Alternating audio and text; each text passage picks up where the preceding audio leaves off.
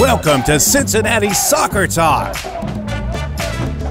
the podcast covering all things soccer in the Queen City. So get in touch, soccer fans. Email us at feedback@cincinnati-soccertalk.com. Now, here's your host, Nick Suberling. Hey, what's happening, CSTers? Happy Monday to you all. Hashtag CST Monday. Glad you're with us. FC Cincinnati continuing their unbeaten run with a 0-0 draw over the weekend against the Pittsburgh Riverhounds. We will discuss that match very briefly this evening. There wasn't much to talk about, as the case in much 0-0 results. But in the end, FC Cincinnati doesn't lose. They continue their unbeaten run. They now have tied the USL record of 22 matches unbeaten, with a chance to break that mark this upcoming Saturday against Nashville. We're glad you're with us here on this Monday evening. If you want to get in touch with us, you absolutely can. We welcome your thoughts, your feedback. Hit us up via email, feedback@cincinnati-soccertalk.com. You could also hit us up on Twitter as well, @CincySoccerTalk. We are really excited about tonight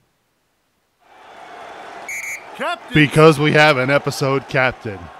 So let's give it up to Matt Long. Matt, thank you so much for supporting us here at Cincinnati Soccer Talk and for wearing the armband for this episode of CST. We really do appreciate your generosity. So thank you, Matt, for your support. If you are interested in becoming an episode captain of Cincinnati Soccer Talk, log on to cincinnati-soccertalk.com/support. All right, let's welcome in my cast of characters this week. I'll start first with Rob Pierce. Rob, you had a lot of 0-0s over the weekend. How are you feeling? I'm good. Yeah, yes, I did have a few 0-0s over the weekend, and you were right about the match on Saturday. Not much to talk about. It was pretty much a stalemate. Didn't get to watch the match in real time. I was at a wedding on Saturday, and it was nice to catch up with some friends, and I got to play a little poker afterward. But I caught up today thanks to Uncle Sam and Columbus Day. So yeah, still unbeaten against Pittsburgh, so that's always good. I mean, this didn't have quite the heroics at the end like the last time when Audie scored his first goal. But hey, a point's a point, and now they go into Nashville with a shot at history. Yeah, I guess the real question I've got for you, Rob, is did you win at poker? Did you bring any money home? I did. It was very small stakes, mind you, and there were only 4 people at the table, but I won $5. Hey, not bad. Not bad at all. Glad Better to have than you. losing. That's true. Glad to have you back, Rob. That's the voice of Brad Weigel. Brad, how are you? Good. I think you guys did hit the nail on the head. Wasn't much to talk about from this weekend, but it's kind of a victory in my book. We don't lose, so we at least tie the winning streak, and everybody's healthy. That I think that's the biggest key is going into the playoffs. We don't want to lose Ledesma. We don't want to lose some of the other top guys that didn't even put Audie on the field. So it's a successful Saturday in my book. Yeah, that is a good point when you mention it in that way, Brad. So I agree with you there. Let's start off with our best and worst like we do each and every week. So Brad, I guess that might have been your best, but give us your best and worst. Now, my best has got to be Jimmy on number 100. So congratulations to Jimmy McLaughlin.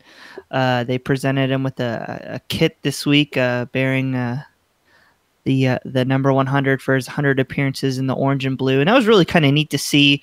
It was class act from Alan and FC Cincinnati to recognize Jimmy, especially through the video. And then another cool thing was just listening to all the guys. And I think it was Hoyt, who had 100 appearances maybe for Middlesbrough. I'm not sure. Definitely you had Deco with Maccabi Haifa, and you had Nazmi at North Carolina. So, you got all these high-quality, talented players on this team, and you've only had 3 or 4 who've made 100 appearances. So that definitely has to be my best for the week. Yeah, I like that too, Brad, because, when we saw the tweet, I think all of us at Cincinnati Soccer Talk, we all kind of scratched our heads and thought, how did he beat Corbin to 100? When we went back, did the math, and sure enough, Jimmy McLaughlin beat Corbin Bone. It's close. It's very close. I think Corbin's at either 97 or 98. But, yeah, Jimmy, congrats to you. Your worst? A couple. One was, I don't know if it goes down as my worst, considering some of the grief they gave us early in the year, but I still like some of the guys down there. Tampa getting knocked out of the playoffs. So they are done. So, I mean, it just shows you how tough it is. Even, I think they're one of the top 3 or 4 salary budgets in the league. And for them to I think they're going to finish 11th or 12th. That's just crazy. And then my other worst, and it's kind of a sad thing, is that it is our last USL regular season podcast for CST. So it's kind of sad, but we got a lot of big things coming up here. We got the playoffs and we got the building of the club coming up. So it's kind of a sad part, but on to bigger and better things, I guess. Yeah, it is kind of weird to think about that. The fact that, this is it for the regular season for FC Cincinnati. You hope, and obviously they've gone out on a bright note from a regular season perspective. Obviously hope they continue that here in the upcoming postseason. But you're right, too, about Tampa, man, because Bill and I hung out with the folks from Tampa in the preseason, and Bill and I both said, we're worried about Tampa. We thought FC Cincinnati was going to have a hard time with them. That was a really talented roster, and then it just never materialized this year for them. Yeah, I think your consensus heading into the season, in the East you had Louisville, us, and Tampa, and I think out West you might have Phoenix. I think those are some of your higher salary teams. So it's just kind of crazy to think. And, it's not that easy. All these people come in and, they might give us grief because we didn't win a playoff game for the last 2 years. But, man, at least, the worst we had was 6th place in the league. So it just shows you how tough it is. And you got to credit you really shows how good of a coaching job Allen did last year. Through all those struggles to still go on that Open Cup run and still get 6th in the league, some of us were really, really negative at the end of that year. And looking back on it, not too bad. I'd take it versus missing it altogether. Yeah. You brought up a good point, too. Nipun Chopra from Sock Takes earlier this week tweeted about how impressed he's been because he did not see Alan Koch doing this for FC Cincinnati this year. He did not think he'd be able to manage all the players on this roster, and he's made it very clear he's certainly capable. So good best and worst from you, Brad. How about you, Rob? Your best and worst? My best. Normally we look back at the weekend that was for our best, but I'm actually going to kind of jump ahead a little bit here and say that my best is that the USL unbeaten streak record is right there. They can reach out and touch it almost right now. They're at 22, and it will be 23 with a winner draw at Nashville this weekend, and that would give them the record all to themselves. So it's just so close right there. My worst, I really don't have a worst for FC Cincinnati, so I will go across the pond and say that my worst is that the Liverpool-Manchester City match that I was so looking forward to all week just didn't live up to the billing. I was thinking it was going to be this big goal fest with these lightning fast offenses, but it wound up being 0-0.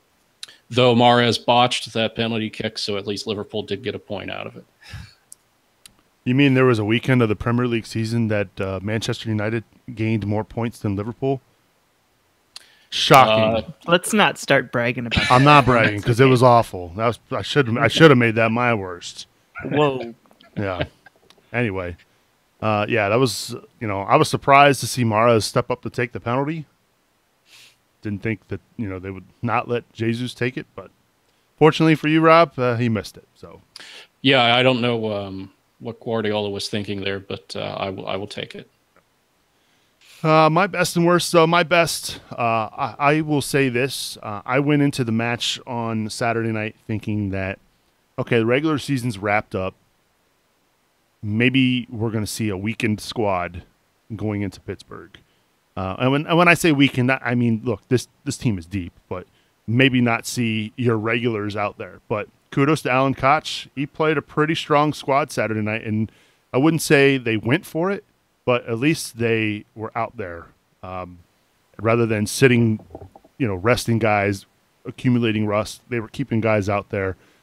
So kudos to Alan Koch for that. My worst, though, just the fact that it was such a hard game to watch. Disappointed at the fact that FC Cincinnati didn't really test the keeper all that much. I can remember there being one save Ledesma off of Ledesma's shot there in the first half. Ledesma probably looking back at that, thinking, yeah, I should have buried that. Instead, he kicked it right at the keeper. Other than that, there wasn't a whole lot to really go on with this match. So I guess so a co-worst will be the fact that Manchester United were down 2-0 after 10 freaking minutes to Newcastle, who haven't won a game yet this year. But they came back. So before I get bombarded on Twitter from you-know-who, let's move on and talk a little bit more about this match, though, from Saturday night. We kind of have mentioned that there wasn't much to go on with this match. There wasn't a lot of excitement, at least from an FC Cincinnati perspective. Pittsburgh had some pretty good opportunities, couldn't capitalize, though. Your overall thoughts on the match, Brad? Kind of like what I was saying before. I'm glad that everybody was able to stay healthy. I think a lot of us were disappointed in the match because we just didn't exert our will. And I think some people were kind of worried about it on Twitter, but I don't really take a ton away from it. Kind of why I'm thinking about that, Pittsburgh had every single thing to play for. And FC had nothing on the line. It was just to kind of stay in shape, keep from getting any rust, and don't get hurt. And so you would think, Pittsburgh would come out, they would go balls to the wall, try to score, and because they're fighting for that number 2 seed, and that would get them home against Louisville if they could get that, which is looking like an uphill battle now. And for them, for us to shut them out, that's a really good performance. I think that some people kind of take away against some of these teams, some of the better teams the second half of the year, we haven't done a ton, but we haven't lost, and we really haven't conceded many. And I think that's an important thing, is that if you don't concede, and then you put in a guy like Adi up top, I'm going to bet on us every single time. So I'm glad that, even though we had tough going forward, you had Emery Welshman who played the entire game by himself. He didn't have much support up there. You got Pittsburgh, who tends to bunker, and we still didn't concede. That shows that the defense, in my mind, is going the right way. So not really worried. Takeaway, defense is still strong. No. And I think when you put Nazmi in the match, you get him and Corbin working together, Adi working together in the playoffs. I still bet on us. One thing I noticed watching this match, and I'll have to go back and watch it, but Corbin came off kind of early, and I think even he was a little frustrated at that. And then even towards the end, they brought on Cicerone, and Welshman came out. They actually had, I think, I'll have to go back and look. I think Ledesma at that point was playing your number 9, which we haven't really seen much from him this year. So. But, it was good to see a guy like Cicerone get some minutes. He's what we call a gym rat for FC Cincinnati. He does all the dirty work. We got some great bests and worsts from our listeners who are watching us live right now. This one from Chris Marshall. He says his best is Lasso clearing a ball into the Ohio River. The worst, it won't float back to Cincy till Thursday. That's great. And then this is another one. This is from Jeff Tebbett, who, by the way, I saw snapping pictures behind the Pittsburgh goal during the match. Hard to miss in his bright orange suit. He says his worst is the guy yelling "How's Eifert" at the supporters at the game. Oh, typical Pittsburgh fans. But yeah, so I know, Rob, you didn't get a chance to watch it in real time. You've had a chance to catch back up, though.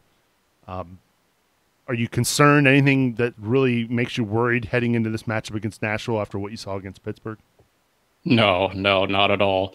One thing that people might want to keep in mind is Pittsburgh could be a team that FC Cincinnati will see in the playoffs, and maybe Koch wanted to keep his hand close to his vest for, anything that they might roll out there.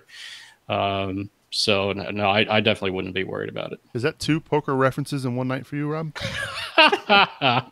It is. I didn't intend for it to be that way, but it sure came out that way. By the end of the night, he's going to be singing Kenny Rogers.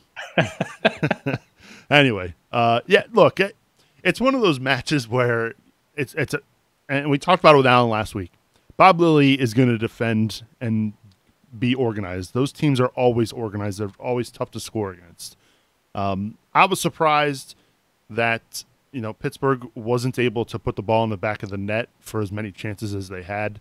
I can't recall maybe 2 or 3 saves that Spencer Ritchie really had to really exert himself on. But outside of that, for as many shots as Pittsburgh had, they weren't on target. I know Nico Brett had a chance. He was too busy arguing with the ref. And then the ball comes rolling to him. He last second sees it and skies it over the bar from the penalty spot. Pretty fortunate for FC Cincinnati. There were just a lot of things going on in the match. I mean, the pitch, you had the far side of the field in that corner. I mean, it was dark as night over there. You had that field as well playing slick. Nobody could really handle it. So there's not a ton to take away from it. And, too, is I don't really blame Allen for it. To me, it looked like they were trying to just hold on for a draw. They weren't going to be pulled out of position. And I think it's a smart move for him to get the points, keep things positive. But like Rob said, and I completely agree with this, I'm not sure, Koch would want to roll out something that we'd want to show in the playoffs. This is going to be the same Pittsburgh team we would have to face in a couple weeks. Why would we want to show them some of the stuff we've been working on? Let's keep that secret and then catch them off guard when, we might play in a couple weeks. So I completely agree with you, Rob. The one of the, and you kind of alluded to this a minute ago too, Brad, that this is the last time in USL play that FC Cincinnati will make the trip to Pittsburgh. I guess there is the remote chance down the road of an Open Cup visit from FC Cincinnati there to Highmark Stadium. Are either of you disappointed that FC Cincinnati won't be going there anymore? I will say this. The bus trip we took last summer, or not last summer, early last year to Pittsburgh was great. And I was impressed Saturday night seeing all the FC Cincinnati fans who made the trip down to Pittsburgh. It's one of those things where, man, it's a close game, close rivalry. It's a great opportunity to go. And by the way, for as much as we rag on Pittsburgh, that stadium location is beautiful. Right on the river. You see the skyline of Pittsburgh. I don't want to admit anything great about Pittsburgh ever in my lifetime. Don't get me wrong. But I'll tell you this. That stadium location is pretty awesome. Are either of you two going to miss kind of having this rivalry amongst these two cities, at least from a soccer standpoint? I will say that I don't go to too many road trips, but I'll say that in terms of the distance anyway, I might miss that because I'll miss Louisville, Indy, Pittsburgh. And then when they moved to MLS for a year or so, the closest MLS team is going to be Atlanta, which isn't all that far, but it's not as close as some of the others. And then Nashville joins, and then you have Chicago. So the distance is a bit closer, but other than that, I mean, no, I'm with you. Everything about Pittsburgh is a bunch of hooey. Careful, Rob. It's not, first of all, your premise is wrong, Nick. It's not a rivalry. They've never won. And second of all, I'm never going to miss playing in a glorified high school football stadium, okay, or a baseball stadium or any of that. I'll miss the proximity of the Louisvilles and the Indies and the Pittsburghs, like Rob said. Hope to God we get Columbus next year. That would be a close road trip. But if not, we're going to have Chicago and Nashville, and that's about it. So that's the only thing I'm going to miss. But no, I'm not going to miss playing there. That stadium, to be fair, Brad, is 100 times better than Slugger Field. You can get about 3 times the amount of people. So I don't. From a playing surface perspective, it's 100 times better than Louisville. Okay, that's fine. You can keep that, but they've never taken 3 points off of us. It's not a rivalry. You're right. You're right. I will. The only part I will miss about Pittsburgh is going there or playing them and getting 3 points majority of the time. It sounds like Pittsburgh is in the process of trying to increase the stadium capacity there. So we'll see. One thing that I'm worried about with Pittsburgh is that with they're in third place. So they've got a great coach who's not cheap. They've brought in a lot of talent that aren't cheap, and they're still only getting 3,000 people there. I'm really nervous for their future just because this owner took a big swing and tried to get these expensive players in to help build up the club and drive attendance, and Pittsburgh's not coming out. So they're going to be one that I'm going to watch in the next couple of years because this guy's only going to want to throw money away for so long if people just aren't going to come out to the matches. Well, that and let's be fair too. That town's a Steelers town, always will be a Steelers town. That's a tough market to crack. Saturday night, those Steeler fans are getting ready for Sunday. That's just how they work. So I'll miss it. Like I said, the trip there was fun. The stadium was left a little to be desired, but I like the ability to just pick a game and to be able to drive there. There's not too much of that in MLS until maybe some other markets, like maybe Detroit gets involved. Maybe somehow miraculously Indy gets involved in MLS. They were one of those teams that applied. So that's the only thing I've got for that. So we'd love to hear from you, though. Are you sad to see Pittsburgh go from a rival? Well, as Brad said, a non-rivalry perspective. Email us at feedback@cincinnati-soccertalk.com. We did want to make a real quick announcement here, too, before we move on. I don't know if you guys all caught this the last few weeks, but we just want to remind everybody that we are going to be doing a live special edition of CST coming up on October 20th before the playoff game at Top Cats there in Clifton. So Top Cats, that new bar where the Pride hangs out. All are welcome, though. If you're not a Pride member, there's no reason for you not to come out. We've got a special guest, Kevin McCloskey, FC Cincinnati color commentator, who will be joining us there for the live show. Well, then we're still working on one more guest as well, which we hope we'll be announcing here soon. So come out. We'll be live starting at 1:15 on October 20th for a special playoff edition of Cincinnati Soccer Talk. Excuse me. I will be there. Yes, believe it or not, for a live show, yours truly will be present. So about time. That means probably nobody will show up. So I don't know. You'll probably get more opportunities for people to ask you for your autograph. Oh, I don't know about that. I don't know. My mom will be there, so of course there will be at least one. Just kidding, Mama Subs. Anyway, just make sure you come out October 20th. We're live at 1:15 at Top Cats. Thanks to Top Cats for letting us do this special playoff edition from your new location there. So pretty cool stuff. All right, let's move on. Friday was crazy because we got this news, I want to say pretty late on Thursday night. It was around 11 p.m. that evening that this news kind of came out. But Doug McIntyre, a great soccer writer now over at Yahoo Sports, I believe he's actually previously at ESPN.com as well, writing about soccer. But Doug McIntyre now over at Yahoo Sports had a tremendous report about the U.S. men's national team. I don't know if we can call him a star, but he was a player for the U.S. men's national team, Fabian Johnston, playing over in Germany for Borussia Mönchengladbach. Was basically he had agreed to a deal to come to Cincinnati this summer. He was going to play for the USL side. He was going to go from the German Bundesliga, Division I in Germany. By the way, sitting in third place in the Bundesliga right now, ahead of Bayern Munich, and was going to come to Cincinnati and play for the USL side. But turns out the move was blocked by Major League Soccer. When you saw this report, Brad, how much did your jaw drop? I'm not sure my jaw dropped because I the way Alan and Jeff and Luke have talked about, they're wanting to get these high-profile players. So with me, in the city of Cincinnati, where we have so many sports teams with unfulfilled promises, for once, our team is doing exactly what they're talking about. So I know he's had a little bit of a rough year with injuries, coming back from that. I know he's playing more this year, but I'm excited that we could get our hands on a player of his caliber, and him wanting to come and live and play in Cincinnati and play on the turf. He's used to playing in the best places in all of Germany. So for me, excited was the right word, and I'm glad that these guys are trying to fulfill the promises they've made to us.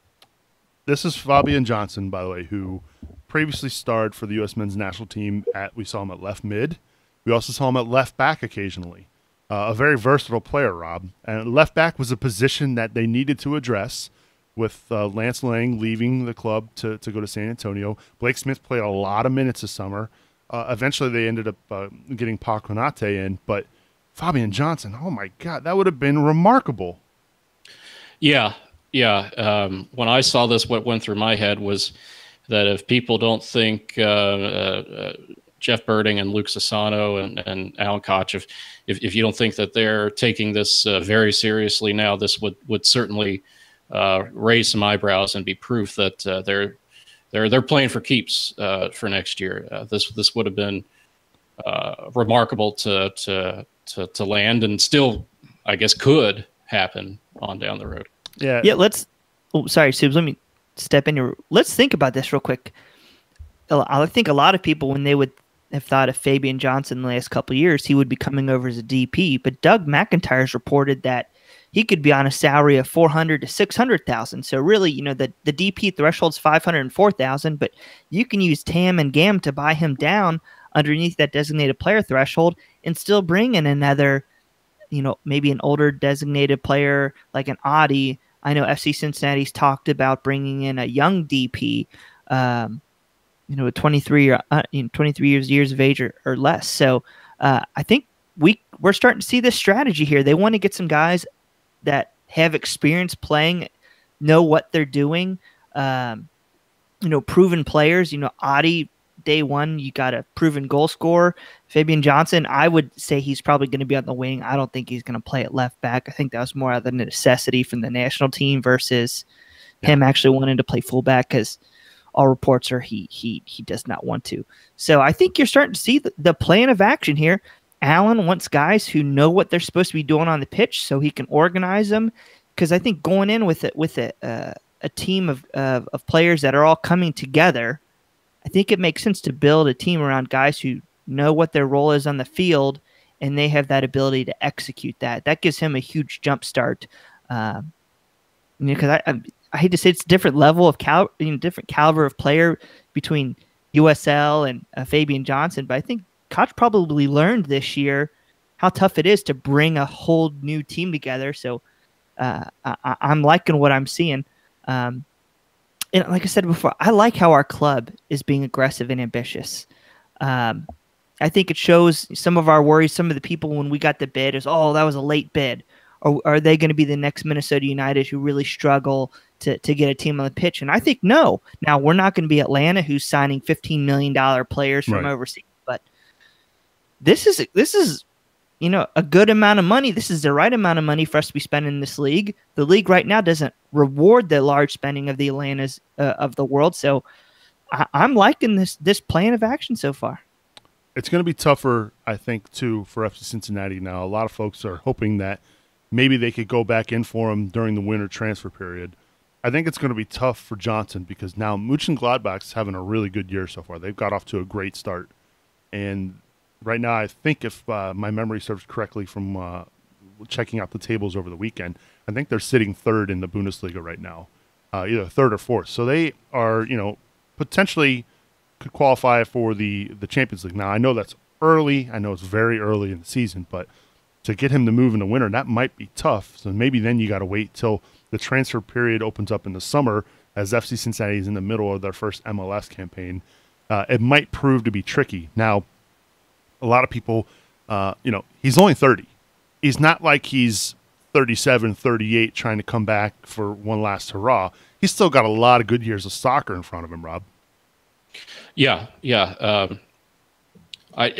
Going back to what you were saying about him having to make a tough decision, I would hate to be in his shoes if Mönchengladbach keeps winning and he's in a position to, do I stay and have this great opportunity to go to Champions League, or do I jump at this opportunity to come back here to the United States and, be part of, something special here? That would not be an easy decision to make, I don't imagine. No, you're go ahead, Brad. I was going to say, let's talk about why MLS blocked him real quick, just for our listeners who don't know. Unlike USL, where we can just go sign players and get them going, MLS is a very complicated structure of acquiring players. And one of their key parts of this is their allocation list. So their allocation list is basically for high-level core U.S. men national team players, elite U.S. national team players, and then players who've transferred, back outside of MLS, garnering the transfer fee of at least $500,000. I want to say guy from FC Dallas who went to a club in Turkey. Forget his name off the top of my head. But, it's a small list. And when you have an expansion team like FC Cincinnati, they get to go to the top of that allocation list. And so when we come back in December and then you open up the January transfer window, we'll be at the top of the list. So theoretically, we could get Fabian Johnston. Now it's, does Borussia Mönchengladbach want to let him go? And does he want to stay? Because think about this. Last season, he played, I want to say, 5 matches. He had a lot of injuries. Confidence probably wasn't going well. This summer, he probably thinks, FC Cincinnati, that's a good opportunity. It's a good opportunity to go to America. Things weren't going well here. I think last year they kind of suffered. Well, now this year they're doing well. He's playing a little bit more. I think he's played in about half their games. So, he might want to stick around. And then also, too, is come winter, what other opportunities are out there?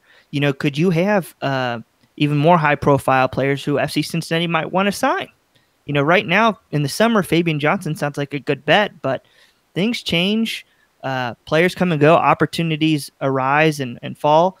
So the one thing that gives me hope, and I think this shows, is that international players see FC Cincinnati, they see the city, they see all these people come to these matches, and all of a sudden now we're a destination. I don't think we would have said that a couple years ago. I don't think we've really ever said with our professional franchises with the Bengals and the Reds that Cincinnati's a destination. And right now for players like Adi and Fabian Johnston to want to come here, that is a huge compliment to what Jeff Birding, Alan Koch, and Luke Susano and all the fans are doing here in this town. Oh, yeah. 100% agree with you. I think, too, going back to that allocation order, Brad, if FC Cincinnati is sitting at the top of that list, is Fabian Johnston the kind of guy you use with that number 1 spot on the allocation order, or do you go for somebody who's more higher profile that's going to be an even bigger name? The bigger names, the Fabian Castillo, he was the one who I was thinking of. I'm not really sure there are too many bigger names that are want to come. Like Julian Green's on that list. Jeff Cameron's on that list. I'm not sure Jeff Cameron's going to come to Cincinnati. He just got loaned in the championship. So Fabian Johnston's one of the top players on that list. I don't know everybody there, but that it's a talent. And there's another thing too, that when we get that first spot, all of a sudden that's an asset for FC Cincinnati to work with. So let's say another MLS team comes along and sees, oh man, FC Cincinnati had the opportunity to get Fabian Johnston. We'd love Fabian Johnston. I'm going to trade you X amount of money for that allocation spot. So now maybe they want to go in and sign Fabian Johnston. So, a player like Christian Pulisic's on that list. I'm looking it up right now. We're not going to get him. So DeAndre Edlin, we're not going to get him. But, I think Fabian Johnston's probably one of the best. Aaron Johansson's on that list. Omar Gonzalez, Jeff Cameron, I said before, Matt Miazga, he's not coming back. But Tim Ream, maybe. So that's the kind of level of players you're going to see. Now, in the past on that list might have been Jermaine Jones or Michael Bradley or Clint Dempsey. Now they've made special exemptions for those players. But using that position to get Fabian Johnston, I think it's a solid deal. And you know what? If he wants to come in the winter, he's healthy, and Mönchengladbach doesn't want too much of a transfer fee, go get him. That's a great spot. And he doesn't fill up a DP position necessarily. Yeah, that's a term you're going to be hearing quite a bit, right, Rob? Yes. Just point of clarification. Brad mentioned trading. Ranking in the allocation order can be traded if part of the compensation returned is the other club's ranking. In other words, each club can only have 1 spot on the order. It's not like you can trade like the NFL trade. You trade a draft pick for a player. You can't do that. Each club only has 1 spot in the allocation order. He's an encyclopedia, folks. No, that's Brian. I just happen to have my MLS economic story at hand. But yeah, you could trade $100,000 a game and the 21st spot in the allocation order for FC Cincinnati's first spot in the allocation order. That's an example of what you would have to do. Mm-hmm. All right. So for more information, I'll also provide a link to Rob's MLS economic story in the show notes for this week's episode, which you can find over at CincinnatiSoccerTalk.com. Coming up here in just a few moments, we're going to be joined by Kevin Johnston. He's the managing editor from SoccerTakes.com to talk a little bit about the last week of the regular season for the USL and the different matchups and everything involved. Indy 11, believe it or not, they are sitting in 5th place right now, and they still could not make the playoffs. So we'll talk about that here in just a few moments. But it's that time of the show where we give a big shout out and thanks to our big supporters this week. So first and foremost, give it up for King's Hammer and Tim Bronsel. Thank you for your support. Matt Adamczyk, Mama Subs, Brian Malone, Jamie Smed, Mike Hudson, Jonas Tom, Jack Emery, Mike Bowman, Kathleen Francis, Jesse King, Teresa Everidge, Matt Inholt, Mama Sagai, and Matt Long. Matt, thank you again for wearing the armband for this episode of CST, and thank you to our tremendous supporters and all of our supporters here at Cincinnati Soccer Talk. You really do help us out. We really do appreciate all that you do. For more information on how you can support the show and to become a monthly contributor, head on over to CincinnatiSoccerTalk.com/support to learn more. One bit of news that we learned this past week is that the USL has announced that the USL Cup final will be on November 8th at 8 p.m. And I believe that game will be on ESPN2, if my memory serves correct. But that is when it will be. It is a Thursday night, November 8th, on ESPN2 at 8 p.m. So, knock on wood, let's hope that FC Cincinnati will be playing in that match. All right, let's head over to the phones now. Let's welcome in guest to the show this week. He's making his first appearance on the show. We welcome in the managing editor of SoccerTakes.com. He's Kevin Johnston, and he joins us now on the King's Hammer Hotline. Kevin, welcome to Cincinnati Soccer Talk. How are you? Doing great. Subs, Brian, Rob, what's going on, fellas? Thanks so much for having me. Oh, not a problem. Thank you for being with us. This is a crazy week for the USL. A lot of important matchups going down to the wire. Western Conference, not so much, but the Eastern Conference, there's a lot up for grabs. Yeah, absolutely. A little bit hectic. Indy 11 fans were kind of shaking in their boots there in the second half. I'm not sure if you guys are familiar with the result, but we eked out a 1-1 draw against Bethlehem Steel FC. Yeah. And it put us on the brink of the playoffs. We've almost clinched. I mean, if you run the numbers, it's got to be 95% or higher. But, yeah, still haven't officially clinched. And, it's a big cluster of teams there in the Eastern Conference. I kind of did some predictions myself, which we'll probably get to here a little bit later. But this thing could shake out in a number of different ways. And I don't know. There are a couple of midweek games, but one game I kind of want to pinpoint, which I think will be very important, is, so a couple teams have 2 games left. Yeah. Most have 1 game left. One of the teams that only has 1 game left is Ottawa. And I think there will be a lot of eyes on that Ottawa Saturday game. I believe it's a 2 p.m. Eastern kickoff. So it's way ahead of all the other games that day. So, many teams will probably be watching that game because depending on that result, it adds or takes away a lot of pressure on some teams. So yeah. I'm kind of circling that as my game of interest. But, of course, the midweek games, there's tons at stake. For North Carolina FC, they essentially, if North Carolina FC does not win out, Indy 11 is in. So for the Indy 11 supporters, that's kind of what they're watching closely is North Carolina FC. So they have 2 games left, have to win both. And other stuff also has to happen and fall right for the Indy 11 not to make the playoffs. So Indy's a huge favorite to get in there. I think it's going to happen. I don't believe they're going to hold the 5th seed, but I do think that they're going to sneak in there. Yeah, that matchup for Ottawa is 2 p.m. against Charleston, a team that's already wrapped up their postseason bid. And so that might be a game that I wouldn't say they take it easy, and because I don't think from a seeding perspective, I'm not sure if Charleston can improve at all, but they've already locked their ticket into the postseason. Meanwhile, Ottawa has to win to stay alive, and obviously they're going to need some help as well. There is the potential, I guess, that based on the midweek matchups, that Ottawa might be eliminated by Saturday. I'll have to go back and crunch the numbers, but there are a number of interesting matchups this week. You got Pittsburgh going to to New York on Sunday, I believe. That's a big game. Pittsburgh potentially playing for the 2 seed in the Eastern Conference. Yeah, that's definitely something to watch for as well. Not all the teams are settled, even, in the middle and at the top. And by the way, congrats to FC Cincy. You guys gotta feel nice being in the position where, you're trying to keep your unbeaten streak going, but at the same time, you have the luxury to rest guys, enjoy that 1 seed and know that you got that home field locked up. So, yeah, I mean, any way you stretch it or analyze it, I think FC Cincy is the team to beat in the playoffs. That goes for the East and Western Conference. I'm curious to know if you guys want to touch on this, like, which team do you believe among the top 4? Let's say FC Cincinnati was not first. If you're a coach and your team is in that bottom 4 territory, fighting for that 5th through 8th spot, who would you prefer to face in the first round of the playoffs? Ooh, that's a tough one. We beat Indy 11 3 times, right?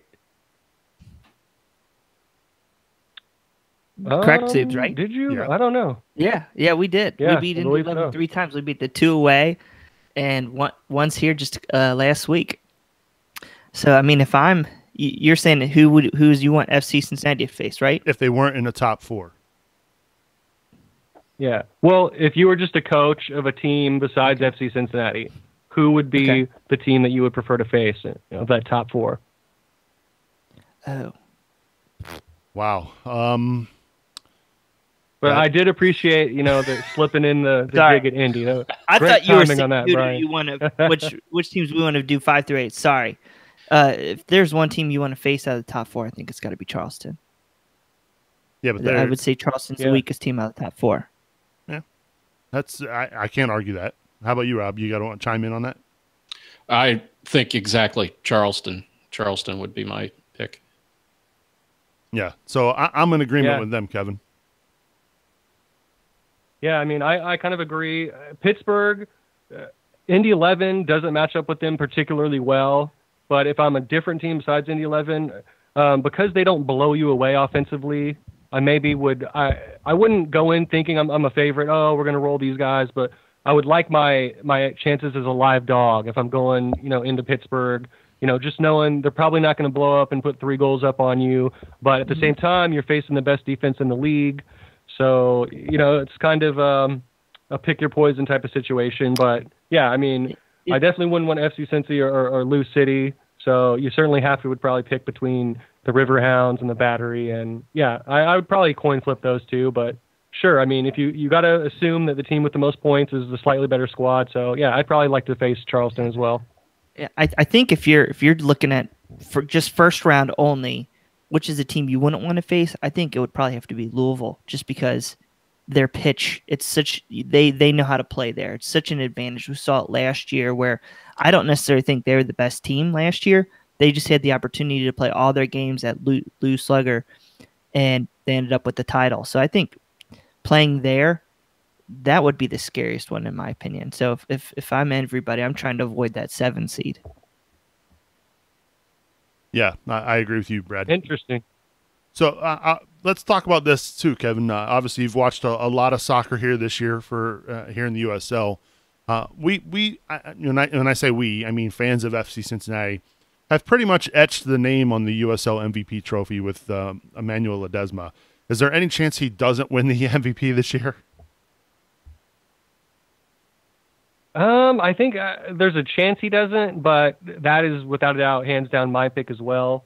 He does it.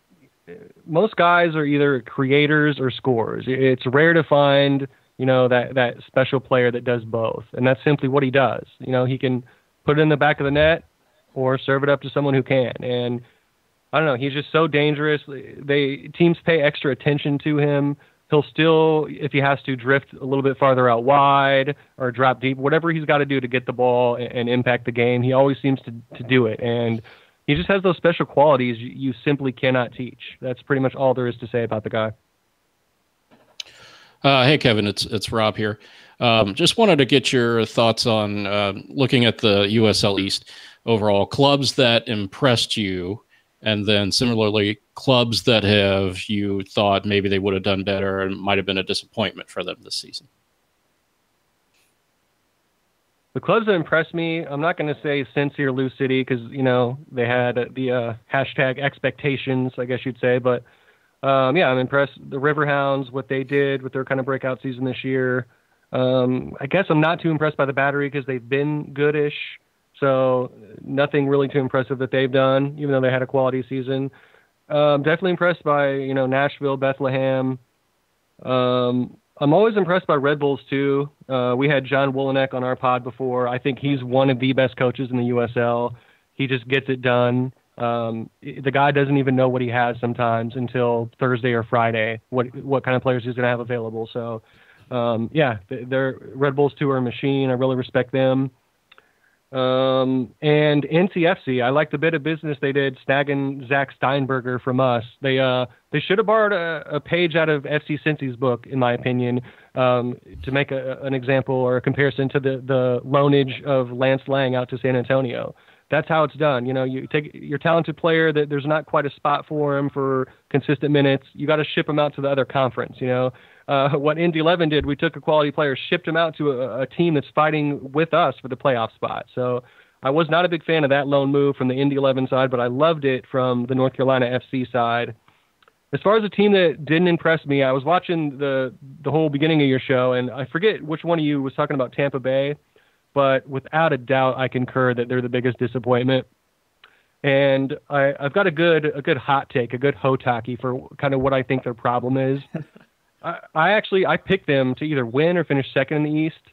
And early on, they kind of looked the part, and then things started to unravel. And I think I was watching a game they were playing at Pittsburgh one time, and it kind of struck me. It kind of just jumped off the screen as to kind of what their problem is. And I think it's actually just a pure lack of athleticism and closing speed defensively and as far as ball winning in the midfield. And I guess I saw the stark contrast just because, like I mentioned earlier, Riverhounds SC has the best defense in the league. So, it kind of, when you're watching one team's defense compared to the best in the league, they're always going to look a little worse. But, I mean, defending is so much more than just, 1v1. Can you contain the ball? Can you, and the way the Riverhounds moved that game in particular, this must have been like 2 months ago. It was in the second half of the season at Pittsburgh. And the way Pittsburgh closed down the ball, they just moved as a unit. Everyone was kind of in unison, knew what their role was. And and also the Riverhounds' athleticism was just far superior. I mean, at the end of the day, you guys can only get so quick. You're kind of limited as far as your lateral quickness and, how your foot speed. And I just don't believe that Tampa, they're just slow to react. When the ball moves and teams can move the ball quickly, they just do not close space quickly enough. Pittsburgh does do that. They're the best at it. And you just see guys flying to the ball, cutting off angles, stepping in a passing lane, recovering quickly and making a tackle. And I think Tampa, I don't know, some teams kind of just age overnight. And Indy 11, for example, did that in 2017, had a great 2016, fell off the face of the earth in 2017 with just about the same roster. And I just think that Tampa really lacks athleticism, and they also just don't have quite enough chemistry to work together well on the defensive side of the ball. Kevin, you just mentioned it that Indy was in the NASL the last couple seasons. Kind of want to get your thoughts real quick on how you guys have found the first year in the USL and the play here compared to the NASL, and then maybe you could just give me a minute or two on your thoughts on Division II going forward.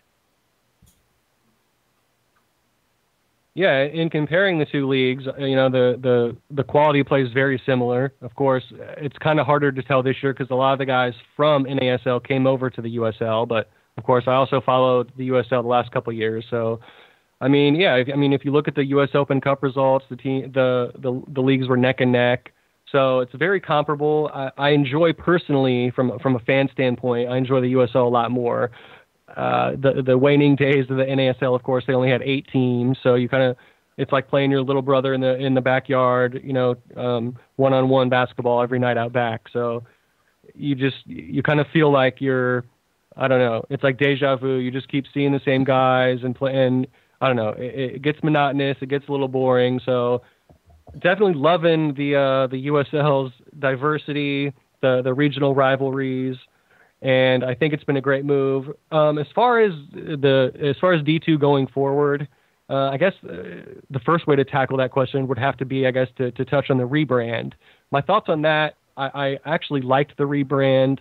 I think to kind of quote my own tweet, which is kind of a pathetic thing to do, but I think I said something along the lines of what it lacked in originality and made up for in practicality or something stupid like that. So that's kind of my take on that. I think, a lot of people are going to be like, oh, you jocked off the English system. Like you have zero creativity at all in those names. And yeah, I mean, that's absolutely true. But, at the U.S. soccer at this stage, you have to, I don't know, being original isn't necessarily our top priority, Conforming is probably a step on that ladder, lower down on that ladder, a lower rung. So I don't mind playing the copycat game, if no idea is original, as they say. So I thought it was a great way to kind of identify, and, a lot of people are familiar with that English system, and going forward, I thought it sets USL up nicely just for the casual fans especially, and the fans of English football just to connect with. And, you immediately, even though it's confusing to, I guess, American sports fans who aren't like hardcore soccer fans or Euro fans, they might struggle with it because I know people complain about, oh, they call it League One and it's D3. Okay, whatever. But, people just deal with that type of stuff. But I think it was smart just because it just sets it falls in line and everyone can identify with, oh, Championship, D2. Oh, League One, D3. So, the people who know are going to understand, and it's going to draw in some more eyeballs, or people, more Euro eyes are going to pay attention. So I thought that was great. And as far as the future of the league, I don't know. I think it's bright. It's so hard to analyze like the health of leagues just because there's so many layers to it. I kind of almost prefer to look at, club by club, because you got clubs dropping down. They're going to drop down to USL D3, aka League One. Right.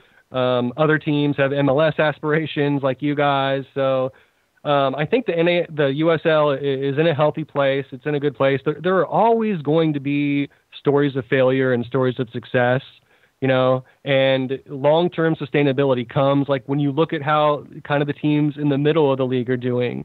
What's the average team doing? So I don't think the USL is where it wants to be. I'm sure by their own admission they'll say that, but I think they're doing things generally right, and I think the league's in a healthy spot and just going to continue to improve going forward. Well, Kevin, we appreciate you spending a few moments with us. So we'll get you out of here with this question. Who's going to bring home the USL Championship coming up here in just a few weeks here on November 8th?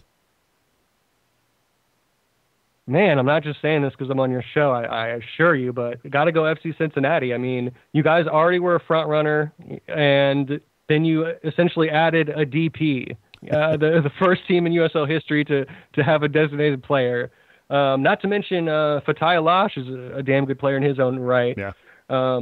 Funny story. I remember I was actually watching the MLS Super Draft. That thing, it's so weird. It happens on like a weekday at like 1 p.m. right in the middle of a work day. So I just had it pulled up on my laptop at work a couple years ago. And I remember they did a nice interview. I think it was him and Dominic Kinnear, the then coach, and maybe a couple other Earthquakes personnel.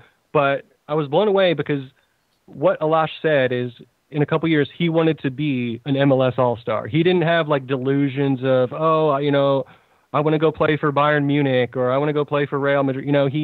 Not that he didn't want to do that if the opportunity came, but, he just had like the proper perspective, about, my ability, I'm where I'm at. I just want to, play my role, dominate, or not dominate, but become a quality MLS player and get to the level where I'm respected enough by the coaches and peers in this league that I'm an all-star. So I really just thought that he seemed very mature for his age, and I think he's got a very high soccer IQ, very skilled player too, great ball winner, good motor, really gets around on the pitch. I think FC Cincinnati is definitely my pick. Nothing's ever locked. You got to go and do it. but you got the home field locked up, and it's just hard to foresee another team coming in there with the depth of that roster, which was already so good, and then you bring in those two guys mid-season. I mean, good thing you didn't bring in Fabian Johnston, I guess, because, I mean, we might have just had to hand you guys the title right there. But, yeah, I think FC Cincy is clearly the team to beat. As much as I hate to say it, I got to admit it. Well, Kevin, we appreciate you being with us. Go check out Kevin's site over at socktakes.com and become a supporter of theirs. They do great work, him and Napoon. Kevin, appreciate you being with us, and best of luck here. Hopefully Indy makes it to the playoffs. Anytime, guys. Thanks again for having me on. It's Kevin Johnston, the managing editor of socktakes.com, joining us here on the King's Hammer Hotline. I appreciate him being with us this evening. Again, check out socktakes.com. They do great work over there covering lower division soccer here in the United States. Before we get out of here, it's the final week of the regular season, gents. So you know what that means. It's the last chance for Growler Cup glory. Now, it's been a rough year for the Weigels. They're not having as good of a year in the Growler Cup standings as we have in years past. I know Brian let us hear about it all year last year. But this weekend, Reese Johnson has 94 Growler Cup points. In second place, it's AJ Stork with 92 points. And our very own Yosef rounding out the top three with 91 points. So, do we have any quality control there? Because Yosef technically is in charge of that sheet. Yeah. Is this really true? I'm not sure. I feel like there might have been a couple times he might not have gotten his pick in on time. So the best part is, I was just about to say, you almost took the words out of my mouth, Brad. Sorry, Reese and AJ have one job this weekend, and that is to finish ahead of Yosef. So, maybe we need to take away the login information of the standing sheet for this week just to keep it impartial. Yeah. But no, it's been a lot of fun. It's going to come down to one weekend here between those three. So, yeah, if you want to take part in the Growler Cup, all you got to do is become a supporter of Cincinnati Soccer Talk at the $5 level. If you contribute monthly at the $5 level, you get entry into the Growler Cup. We're going to do it again next year. We're looking to tweak the format a little bit, and it might resemble a little, shall we say, a little European flair, and I'll just leave it at that. So if you want to join the Growler Cup competition next year, if you get entered today, you're automatically entered for that. Head over to CincinnatiSoccerTalk.com/support. And congrats to Reese and AJ and I guess Yosef for having a really good year predicting FC Cincinnati games. So asterisk. Well played there, Brad. All right. Don't forget to rate and review the show on iTunes. You can do that by heading over to CincinnatiSoccerTalk.com/iTunes. We're also on Spotify. So if you're a Spotify user, you can subscribe to the show there, CincinnatiSoccerTalk.com/Spotify. That way you don't miss a single episode of Cincinnati Soccer Talk. We do record this show live every Monday night at 9 o'clock Eastern. So if you can join us live, we do appreciate you tuning in live, either on Facebook, YouTube, Periscope, or Twitch. Lots of platforms to get all the CST coverage that you would like. So on that note, it's time to wrap things up. I'll send it over to Brad Weigel for your final thoughts. Brad, thanks again for being with us this week. I appreciate it. Thank you to everybody who's listened over the last 3 years. It's been tremendous. So thank you for sticking with us through 3 regular seasons. Now we got a big playoff ahead of us next week, which we'll talk about. And so I'm really excited though to watch that closing stretch with the Red Bulls, Nashville, Lou City, Pitt, North Carolina, all having 2 matches. So it's interesting to see who's going to who we're going to face next week. But this Saturday, FC Cincinnati heads down to Nashville. The Traveling Bailey wanted me to let everybody know that Saturday is Oktoberfest down in Nashville, right next to the stadium, running from 10 to 10. The Traveling Bailey will be meeting up at Jack Brown's Beer and Burger Joint in Germantown from starting at 4:30, with the march leaving at 6:30. And the march will take everybody in through the center field gates. I'm assuming Nashville will talk to Louisville to make sure none of us Yahoos cause any trouble down there with any inflatables or anything. But the burger joint, for those of you who need it, is 1123 3rd Avenue North. And you can look out for more details on the Bailey's Facebook page, or your SG should get you out the details. If not, you can always send a DM to Cincy Soccer Talk, and we can get you in touch with people like Tim Harris or Chris Marshall. Oh, that sounds really good right about now. As somebody who didn't have dinner tonight, Rob, I'm craving some Oktoberfest fare. That does sound good. Your final thoughts this week? For my final thought, I'll mention that we're looking to make a few hires. We're looking for a writer or two. The kind of writer we're looking for, ideally, is someone who has been in a press box or similar type of atmosphere before, and who has done interviews and written stories on Deadline. This writer would cover training sessions, major announcements, breaking news, and some matches next year. I will say that daytime availability is very important. One of the hardest things we've dealt with ever since the whole MLS expansion bid ordeal was going on is finding someone in the middle of the day who can get to whatever the news is. That's hard for us because we all have day jobs. For example, I was able to go to the team's training session today, but only because it was a federal holiday, and otherwise I'd have been at work. We prefer someone who has experience writing about soccer, but that's not a requirement. The position would be unpaid to start, with the chance to become paid. And then also we're looking for a graphic designer and an outside sales representative. All the information is available at CincinnatiSoccerTalks.com/jobs. So if you're interested, we'd love to hear from you. And hey, I sit in this chair right now because about a year ago, Brian Weigel and CST said that they were looking for a writer, and I had the right background. So this could be you. And I think Nick is going to have a video up later this week kind of explaining everything. So keep your eyes open for that. Yeah, absolutely. We're looking for some great fans who are enthusiastic about soccer, that want to get involved, and that either are maybe a college kid looking to jumpstart their media career, or somebody who maybe has a media background but wants to get behind the mic or get behind the pen or the keyboard and get involved. So if you're interested, head over to our website, as Rob said, CincinnatiSoccerTalk.com/jobs, and find out a little bit more about those positions. That is going to do it for this episode of CST.